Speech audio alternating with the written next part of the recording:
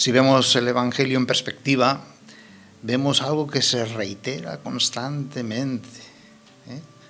La necesidad de ser misericordiosos, la necesidad de perdonar, la necesidad de amar al enemigo. ¿Por qué? Porque Dios perdona nuestro pecado, nuestras ofensas, a los demás, a nosotros mismos, ¿sí? A Dios mismo y a la naturaleza, si nosotros nos perdonamos unos a otros. De hecho, el Padre Nuestro es muy claro. Perdónanos, perdona nuestras ofensas, si nosotros perdonamos a los que nos ofenden. Jesús une fraternidad humana con filiación divina. Es decir, seremos hijos de Dios si vivimos como hermanos, si construimos fraternidad. Y esto no es fácil, es el trabajo. Y en este tiempo de Cuaresma, ese esfuerzo tiene que ser constante. Escuchemos hoy, si no entendemos el sentido de perdonar, a Mateo, capítulo 18, versículos del 21 al 35. En aquel tiempo se adelantó Pedro y preguntó a Jesús: Señor, si mi hermano me ofende, ¿cuántas veces le tengo que perdonar? ¿Hasta 7 veces? Jesús le contesta: no te digo hasta 7 veces, sino hasta 70 veces 7. Y a propósito de esto, el reino de los cielos se parece a un rey que quiso ajustar las cuentas con sus empleados. Al empezar a ajustarlas, le presentaron uno que debía 10.000 talentos. Como no tenía con qué pagar, el Señor mandó que lo vendieran a él con su mujer y sus hijos y todas sus posesiones, y que pagara así. El empleado, arrojándose a sus pies, le suplicaba diciendo: ten paciencia conmigo y te lo pagaré todo. El Señor tuvo lástima de aquel empleado y lo dejó marchar, perdonándole la deuda. Pero al salir, el empleado aquel encontró a uno de sus compañeros que le debía 100 denarios y agarrándolo lo estrangulaba diciendo: págame lo que me debes. El compañero, arrojándose a sus pies, le rogaba diciendo: ten paciencia conmigo y te lo pagaré. Pero él se negó y fue y lo metió en la cárcel hasta que pagara lo que debía. Sus compañeros, al ver lo ocurrido, quedaron consternados y fueron a contarle a su señor todo lo sucedido. Entonces el Señor lo llamó y le dijo: siervo malvado, toda aquella deuda te la perdoné porque me lo pediste. ¿No debías tú también tener compasión de tu compañero como yo tuve compasión de ti?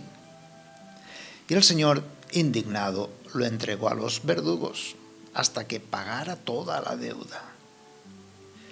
Lo mismo hará con vosotros mi Padre del cielo si cada cual no perdona de corazón a su hermano. Que tu gracia, Señor, nos acompañe, para que nos impulse a entregarnos a tu servicio y nos obtenga siempre tu ayuda. Seguimos subsanando, reparando, renovando, purificando nuestro corazón. Ciertamente, solos no podemos. Hemos de comprender que solamente es Dios quien nos convierte hacia Él para que nosotros podamos convertirnos. Pero es un don, es un regalo de Dios que hay que pedir esa gracia. Si hay algo que daña nuestro corazón, que nos duele y perjudica más, es cuando somos ofendidos o humillados por parte de los demás. Entonces resulta difícil el tener que perdonar. Primero, nos cuesta renunciar al rencor acumulado. Hay cosas que uno no puede ignorar o olvidar, ¿verdad? Sin embargo, hemos de comprender que ese guardar rencor en el corazón es una fuerza destructora que a la larga se convierte como en una polilla que va carcomiendo nuestra vida y lo pasamos mal. Necesitamos un corazón limpio de toda enemistad. Todos llevamos un registro en nuestra mente de las humillaciones recibidas a lo largo de nuestra vida. pero que somos incapaces de subsanar y superar. Sería bueno empezar diciendo que se puede evitar el daño interior que nos puede llegar a hacer con un desprecio o una humillación. Pensando siempre bien de quien nos está ofendiendo en ese momento. Evitamos cualquier tipo de infección. Es como llevar esa mascarilla perfecta frente a cualquier virus respiratorio, ¿no? Vale más prevenir que curar. Pero no todo, evidentemente, pues se puede evitar. Siempre llega a nuestro corazón. Una vez infectados, pues todos sabemos el remedio. El remedio es el perdón. Perdonar es un proceso arduo, nada fácil, pero es necesario para la justificación y reparación. Primero, hemos de llegar a superar el daño recibido en nuestros corazones. Es un proceso de cauterización, ir quitando poco a poco toda la negatividad acumulada, desde el odio, el deseo de venganza, cualquier vestigio de pensamiento, resentimiento, queja. Es un proceso en el cual hay que tener paciencia, es lento, pero hay que acabar con el rencor ese acumulado, y así volver de alguna manera a un corazón sano, limpio, renovado y capacitado para seguir viviendo y amando.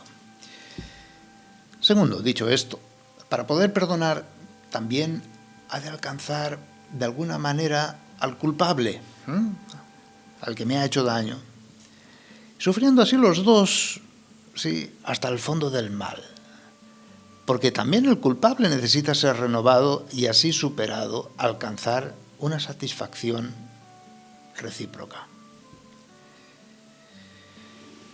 Eso sería la dinámica propiamente del perdón desde un punto de vista psicológico, ¿verdad? Pero hay que entrar en el ámbito también de la fe. Nuestro mundo necesita profetas de esperanza, porque hoy en día dice, esto es imposible perdonar. Necesitamos profetas que anuncien restauración. El auténtico profeta será quien anuncie el poder de perdonar. Lo que verdaderamente transforma el mundo es la misericordia. Así nos lo hace ver Jesús. Anunciar el perdón es un mensaje de recuperación, pero sobre todo de esperanza. Sin embargo, el no perdonar o poner límites al perdón, hasta aquí, nos enfrasca en un ciclo vicioso del mal, de rencor, de odio, de venganza, hasta la violencia y hasta el homicidio. Dios no da a nada ni a nadie por perdido. Dios siempre ofrece el poder de la restauración, de la reconciliación, de recuperarse. Siempre su palabra es una palabra de esperanza, nunca de hasta aquí y viene la condena. Del mismo modo quiere darnos ese poder con todos los hombres.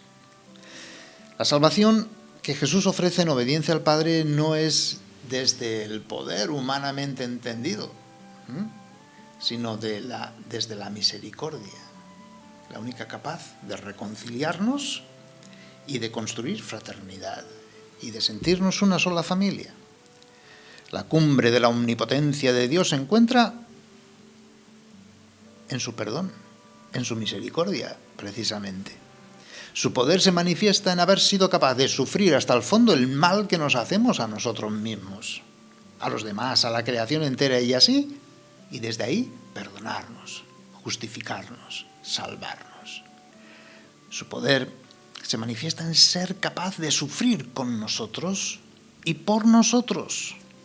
Sí, siendo Dios, sufre con nosotros cuando pasamos momentos difíciles, con estas guerras, con tanta violencia, con tantos abusos, violaciones, y desde nuestro sufrimiento como humanidad nos levanta el corazón hacia bienes que van más allá, bienes eternos, haciéndonos descubrir que el ejercicio de la solidaridad, de la compasión, de la bondad, de la justicia y de la verdad tienen fuerza, porque la victoria final es del amor. Y eso es lo que hacemos en esta Cuaresma, convencernos de la victoria del amor y, por tanto, poner todos los medios para ese amor concreto.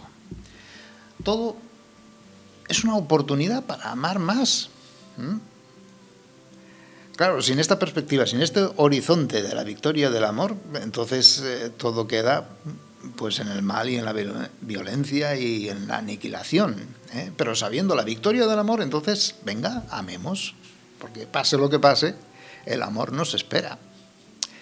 Dios, al manifestar su poder perdonándonos, quiere también que nosotros ejerzamos ese poder, el poder del perdón, ese poder que transforma el mundo, lo reconcilia, lo restaura.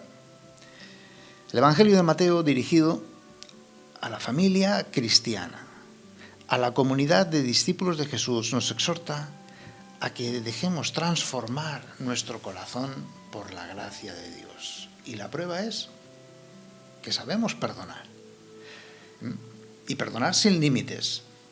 Ciertamente en la familia hay muchísimas ofensas personales que amenazan siempre la unidad. Sin embargo, el criterio de acción siempre ha de ser el horizonte final. Y saber que el juicio no es nuestro. Ya vendrá un juicio final. Y será justísimo porque será de Dios. No podemos crear ninguna frontera contra el perdonar y el acoger a cualquiera de la comunidad. Si Dios nos perdona tantísimo, ¿cómo no perdonar por tan poca cosa a los hermanos? Desde la perspectiva de Dios. Contemplemos a Jesús para aprender a perdonar, como Él, desde la cruz, sabe excusar. Perdónales, Padre, porque no saben lo que hacen.